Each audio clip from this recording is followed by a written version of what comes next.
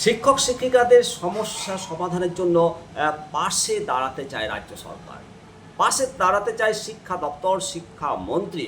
আর তার জন্য তো একটি হোয়াটসঅ্যাপ নাম্বার তৈরি করেছে সমস্যা মোকাবিলা করার জন্য, শিক্ষকদের বিদ্যালয় চালাতে গিয়ে এবং নিজেদের জীবিকার মানে স্বার্থে যে সমস্যাগুলো হয় জীবিকা সংক্রান্ত, এবং সেই সমস্যাগুলো সমাধানের জন্য হাইকোর্ট ছুটতে হয়। সেগুলো আর ছোটাছুটি করতে হবে না, হাইকোর্ট এসব হয়রানিগুলো বন্ধ হবে, এমনটাই আশা করা যাচ্ছে। হ্যাঁ, হোয়াটসঅ্যাপ নাম্বারটা আপনাদেরকে আবার বলে দিই।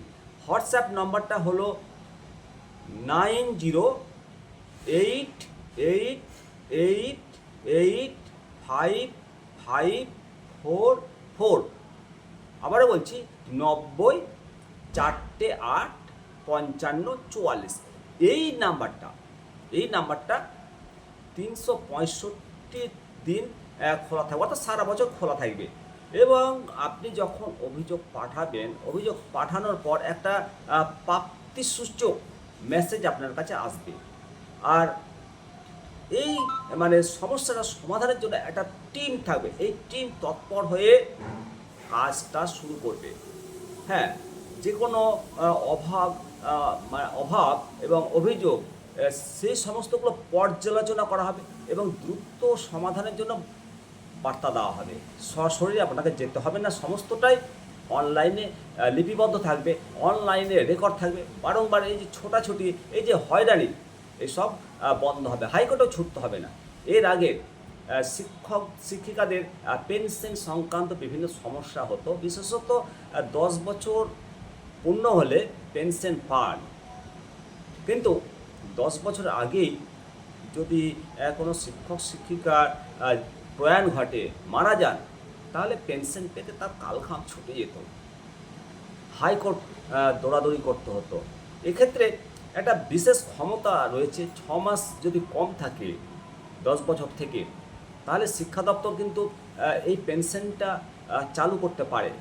কিন্তু শিক্ষা দপ্তর নিজে থেকে এই মার্জনাটুকু ঘাটতি যেটা 6 মাসের, সেটা মার্জনা করবে শিক্ষা দপ্তর। আর এই ক্ষমতাটা রয়েছে স্কুলগুলোর ক্ষেত্রে, স্কুলগুলো এই 6 মাসটা মার্জনা করতে পারে। কিন্তু শিক্ষা দপ্তরের হাতে এই যে ক্ষমতা দেওয়া ছিল, বিদ্যালয় শিক্ষা দপ্তরগুলো এটা কিন্তু করতো না। একবারে নিরবিচ্ছিন্নভাবে 10 বছর চাকরি করলেই সেটা করতো, কিন্তু 6 মাস কম থাকলে করতো না, হাইকোর্টে ছুটতে হতো।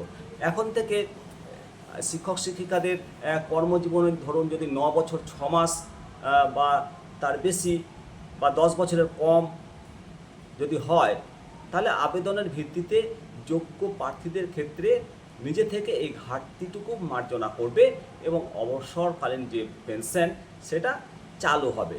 ফলে শিক্ষকদের আর হাইকোর্টে ছুটতে হবে না। পাশাপাশি মাধ্যমিক পরীক্ষার্থীদের জন্য সুখবর শুনিয়েছেন।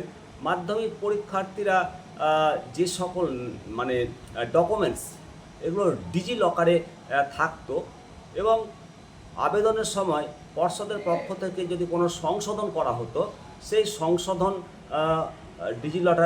ডিজি লকারে তা দেখতে পাওয়া যেত না, আবার সমস্যা সমাধানের জন্য ছুটতে হতো। এখন থেকে আর ছোটাছুটি করতে হবে না, মার্কশিট সার্টিফিকেট যদি সংশোধন হয় সেটা ডিজি লকারে প্রতিফলিত হবে অটোমেটিক। আর সবথেকে যেটা গুরুত্বপূর্ণ খবর আপনাদেরকে দেব, এই যে আরজি কর ইস্যু নিয়ে যে আন্দোলন চলছে, যে প্রতিবাদ কর্মসূচি চলছে, এতে শিক্ষক শিক্ষিকা এবং ছাত্রছাত্রীরা অংশগ্রহণ করতে পারবে না বলে বিভিন্ন জেলা থেকে যে নির্দেশিকা জারি করেছিল, তা অথৈ জলে পরিষ্কার বলে দেওয়া হয়েছে যে স্কুলের নির্দিষ্ট পঠন পাঠনের সময় ব্যতীত আরজি কর কাণ্ডের প্রতিবাদে যে কোনো স্কুলই প্রতিবাদ কর্মসূচিতে অংশগ্রহণ করতে পারবে। অর্থাৎ এক্ষেত্রে এই কথার দ্বারা বোঝাই যায় যে অনেকটাই কিন্তু নরম হয়েছে রাজ্য সরকার এবং শিক্ষা দপ্তর। স্কুলের যে পঠন পাঠনের সময় ব্যতীত প্রতিবাদে অংশগ্রহণ করতে পারবে না, অর্থাৎ টিফিন পিরিয়ডে অবশ্যই অংশগ্রহণ করতে পারবে। আবার স্কুল বসার আগে অর্থাৎ সিটিং বেল বসার আগে অংশগ্রহণ করতে পারবে। অবশ্যই এটা বেশ ভালো।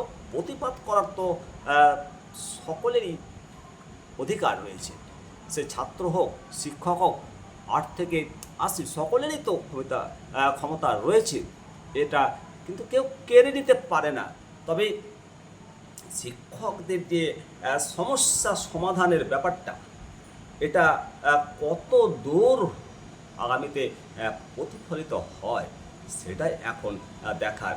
এর আগে অনেক কিছু মানে সমস্যা সমাধানের যে পাড়ায় সমাধান অনেক কিছু আমরা দেখেছি, কিন্তু বিদ্যালয়ের যে সমস্ত সমস্যাগুলো মূলত এগুলো তো হোয়াটসঅ্যাপে সমস্যার সমাধান হবে না। পেশাগত পেনশন সংক্রান্ত যেটা, এটা একটা ভালো দিক।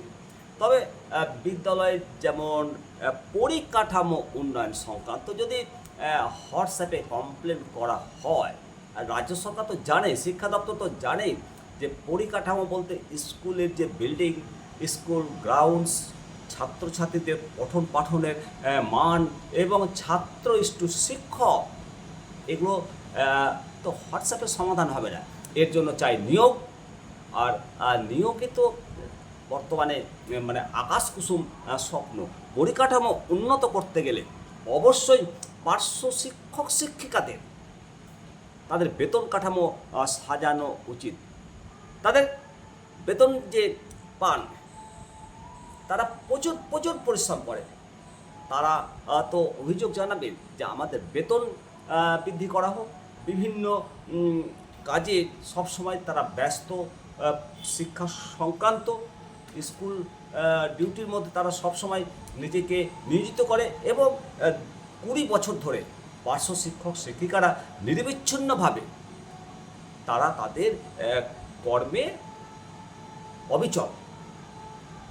সুতরাং সমস্যা সমাধানের যদি সত্যি সত্যি সতর্ক মানে পদক্ষেপ নিতে হয়, তাহলে সর্বাগ্রে পার্শ্ব শিক্ষকদের বেতন কাঠামো পর্যালোচনা করা উচিত।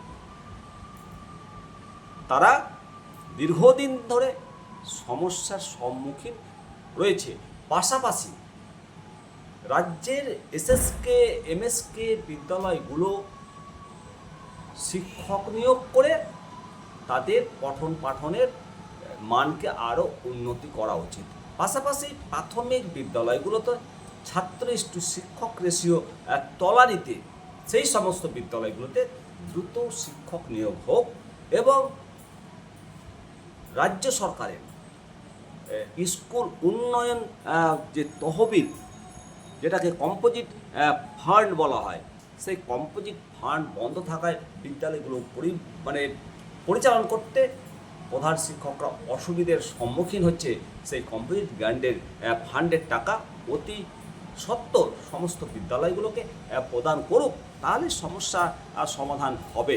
নইলে শুধু কাজের কাজ কিছুই হবে না, নিট ফলাফল হবে অশ্ব ডিম্ব।